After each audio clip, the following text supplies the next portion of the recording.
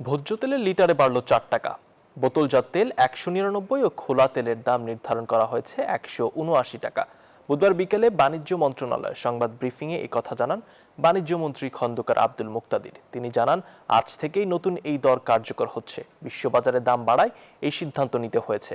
আন্তর্জাতিক পর্যায়ে কমে এলে দেশেও তেলের দাম কমানো হবে। খুচরা পর্যায়ে যাতে বেশি দামে তেল বিক্রি না হয় তার নজরদারি করা হবে বলেও জানান বাণিজ্য মন্ত্রী। সয়াবিন তেল যারা আমদানি করেন, উৎসের মূল্য বৃদ্ধির কারণে আমদানি মূল্যের উপর সেটার প্রভাব পড়েছে। আমদানিকারক এবং রিফাইনাররা ক্রমাগতভাবে অনুরোধ জানিয়ে আসছিলেন আমাদেরকে যে মূল্য একটা ঊর্ধ্ব সমন্বয় করার জন্য। আমরা কিছু ঊর্ধ্ব মূল্য সমন্বয়ের সিদ্ধান্ত নিয়েছি। পূর্ব নির্ধারিত বোতলজাত সয়াবিন তেলের মূল্য ছিল 195 টাকা লিটার, সেটি এখন থেকে হবে 199 টাকা।